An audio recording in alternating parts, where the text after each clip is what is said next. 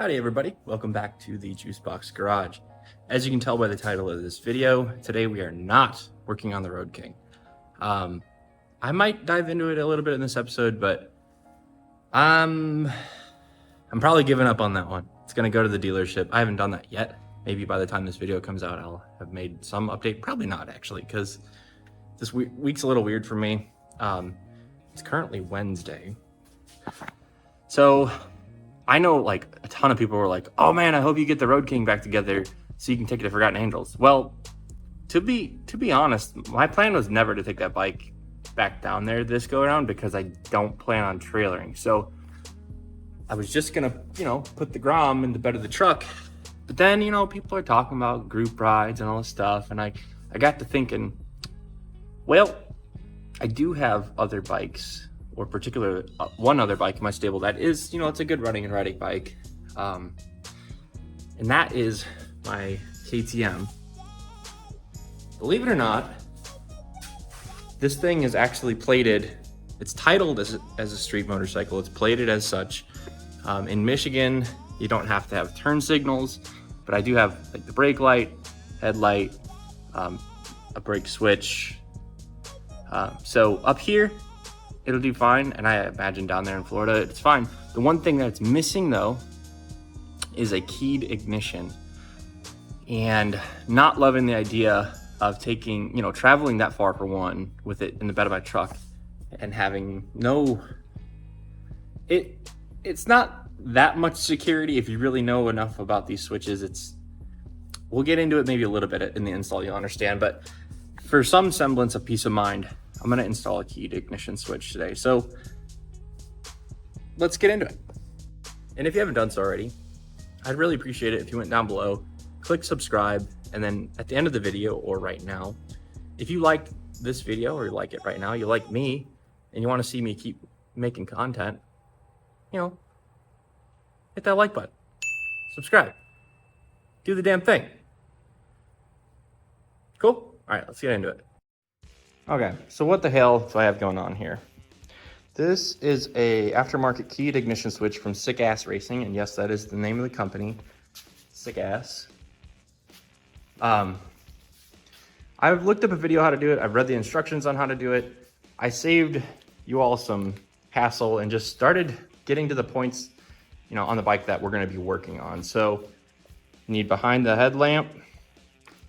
I needed to take the gas tank off, which included, the front shrouds, because of a connection that we need to access right here. So I already went ahead and did that. I know it looks like a lot, but with dirt bikes, it's actually pretty easy to take like the seat and tank off relative to some of our street cruisers that we're familiar with. Oh, I forgot to mention earlier, but yes, these are DOT approved tires. And as you can see, I don't have a lot of miles on them. So I think this will make a great little tootle around town bike.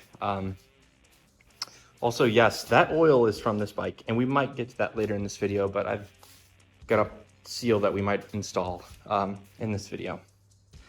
I know where it's leaking from is my point. That I'm a lot less concerned about than this bullshit over here. Electronics bullshit, this stuff, a little puddle of oil, oh yeah, I can handle that. So, like I was saying,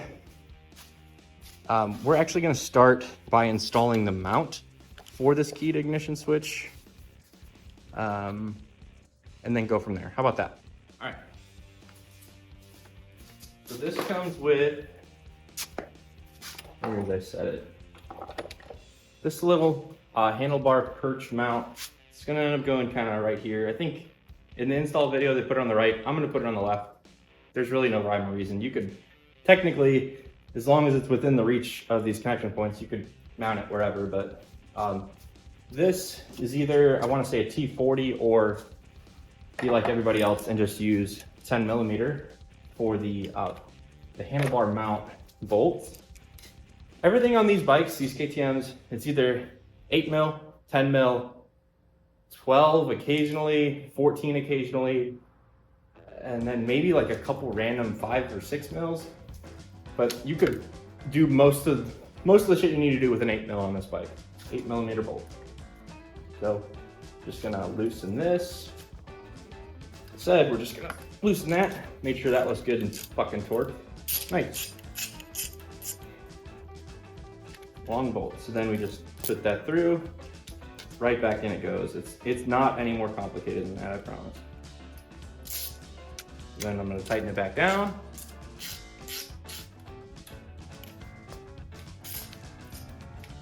All right, now what we're gonna do,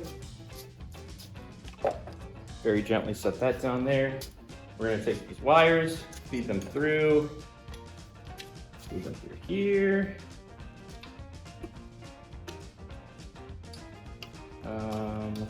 This is a bit tricky. They go through, and then figure out what's off and what's on. I don't know if it really matters, so just stick the sucker in there. And then you're gonna wanna push this in till it clicks. There we go.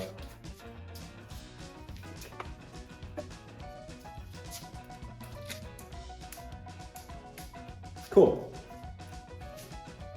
Now, let's see what we gotta show you here. So I've got that mounted. That's what I just put here. That's firm. Now I've got this wire. So our first one that I'm gonna worry about unplugging and replugging back in, it's gonna be, I don't know if you can see it clear. It's this guy right here. The reason I know that without being a wiring diagram expert is it's the only plug that matches this 4-pin style plug. So all that you do with this kit, unplug from the starter button, plug in with this guy, and it'll only go on one way. So you'll know you have it right if it all fits, and then you plug. I'm gonna refer to this as ECU source.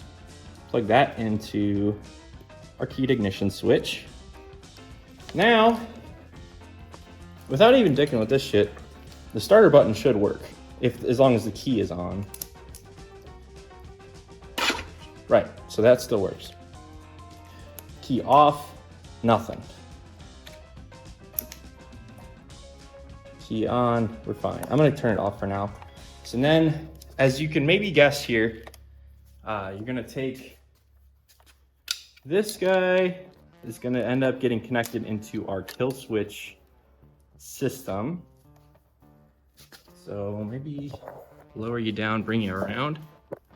So the reason you gotta have the tank off is because the plug-in, or one of the plug-ins, one of them you just need to ground. So I'm probably gonna steal this guy right here. Maybe let's do that first.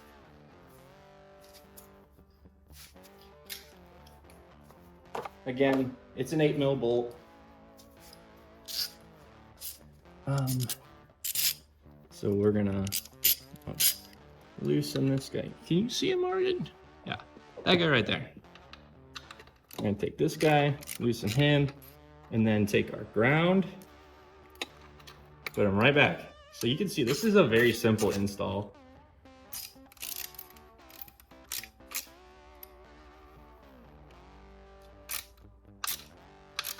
Then we go slightly further down the line here. And what we're gonna do is find this little guy, it's a bullet connector, unplug. And I'm trying to figure out which side pulls out from which, you know. Just kind of got to poop it out. There we go. So we got that end of the bullet. We're gonna plug that into here. Then we take where we unplugged from, take the other end, plug that into here. So what, if you're curious, I really shouldn't explain this because it makes it somewhat less theft proof, but what this half of it is doing is that when the key is off, it's treating the kill switch as if it was being held down. Now, we're all good here. I'll have to do some cable management real quick. That's simply just gonna be checking our clearances, but then just throwing a zip tie around, keep things out of the way of the gas tank when that goes back on.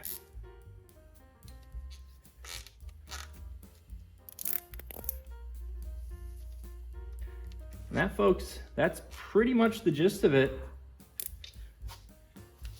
But let's test it.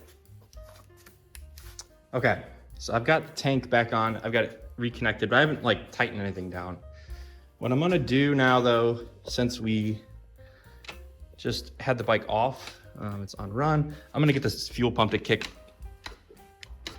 Oh, well, normally if you just bump the starter or bump the kickstarter, it'll kick on the fuel pump.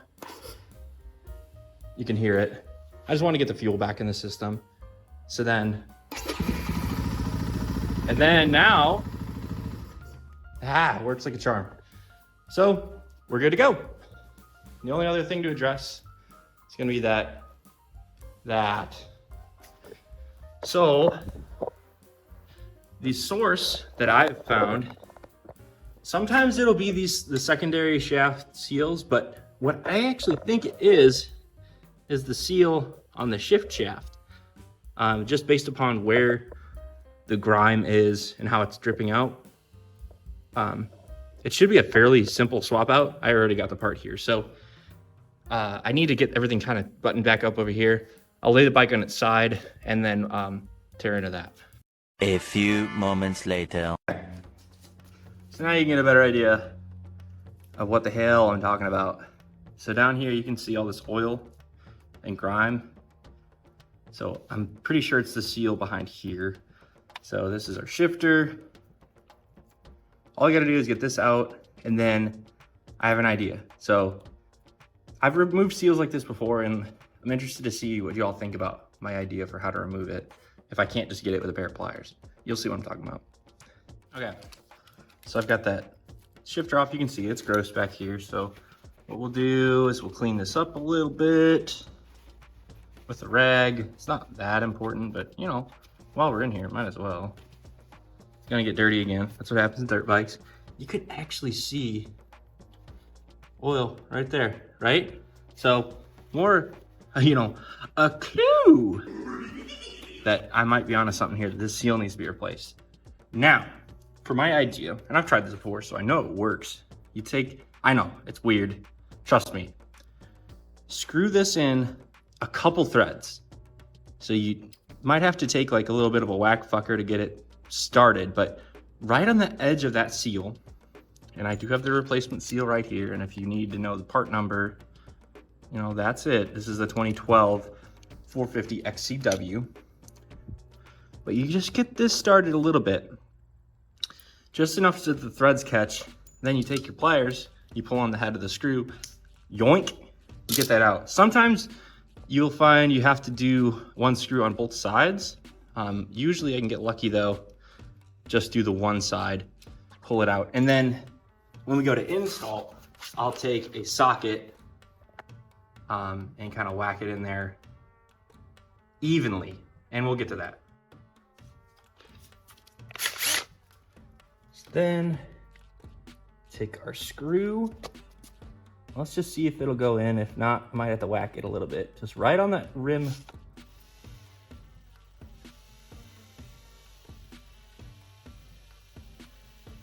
And this is just an exterior wood screw, but if I have to find something a little bit different, I might do that.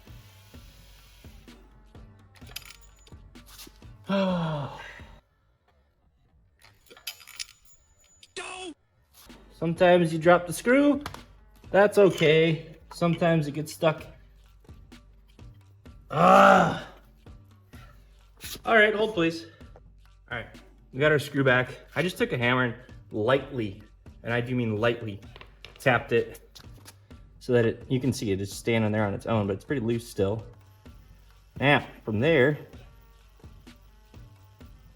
screw it in Just enough that now when I pull on it,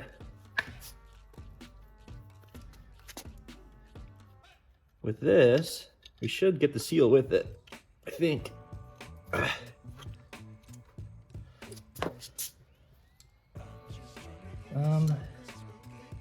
Just wondering, yeah, I was wondering if there's maybe a circlip. It doesn't look like it.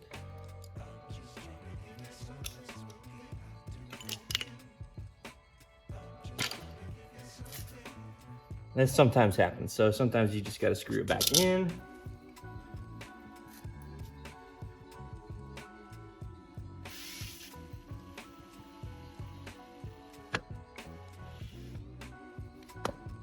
Keep trying. If I had a slide hammer, that'd be perfect.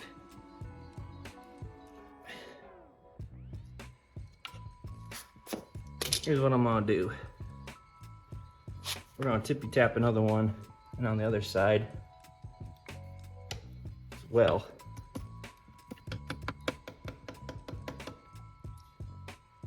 Again, it's fairly soft metal, so don't take much.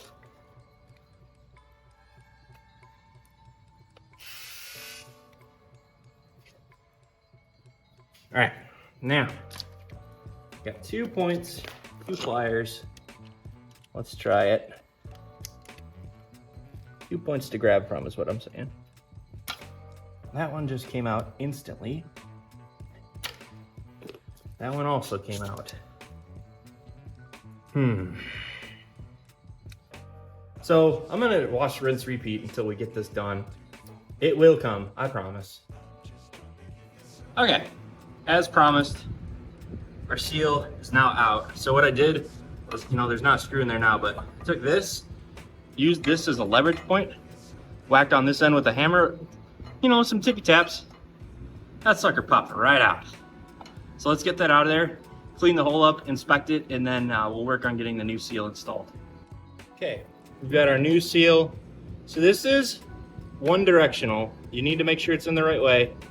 This is towards the engine, holds back the oil. This faces out. If you have this part, it'll make a little bit more sense because it's sort of I don't know what the correct term is, but it's like it's meant to fit up nice with this. I don't know how to describe it. So I'm gonna gently just place this in here. I'm gonna get I'm gonna go find a socket that is about the same diameter, and then we'll tap it in nice and easy, real easy, I promise. Okay, so in this instance, I just grabbed a 15 mil socket. It's gonna fit nicely. The idea is we wanna apply nice even pressure. Another thing to consider maybe doing here is to rub a little bit of oil. I've got a little oil spot on the ground here. I know it's not perfect, but actually that was a little too gritty even for my liking. I'll find some oil. So then we're gonna set her on down in here, nice and gentle like. Then take our deep well. Yeah, that'll fit. And then ideally you would use probably a brass hammer or a slide blow hammer. I'm gonna do this just very lightly. Make sure the seal goes on evenly. And if you've driven seals in before, you'll know you'll hit a point where the sound is going to change when you go to tap it. So that's kind of how you know it'll be seated.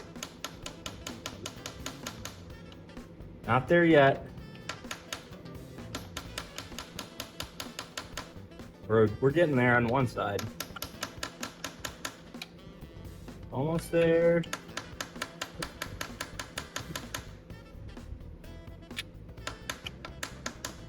There we go. That's our new seal installed. So then now while I've got this down here, clean this up a little bit. What I don't, I didn't really keep count of where the shifter was on the splines. I might have to adjust this later, but that's something I can do off video. Not a big deal. Clean this up a little bit. Throw this on. That looks about right, but again, not a big deal. If I have to take this off, this doesn't really want to go down. So let's tap him on too. Why not? Well, it'll tighten down when I tighten the bolt down. Then, lastly, we get our bolt. Of course, it's an 8 mil, because everything's 8 mil.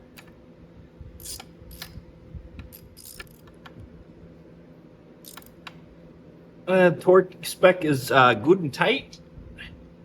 Give it a good little rattle. Up and down on it. Check it again. We're good. First is neutral. And that's all she wrote, folks. All right, I'm a little sweaty. Finally got something fucking done though, right? I needed a win, like something fierce. Like, I'm glad this was easy. But thanks for joining. Again, if you haven't hit like or subscribe, please consider doing so. I really appreciate it. Until next time, keep it juice.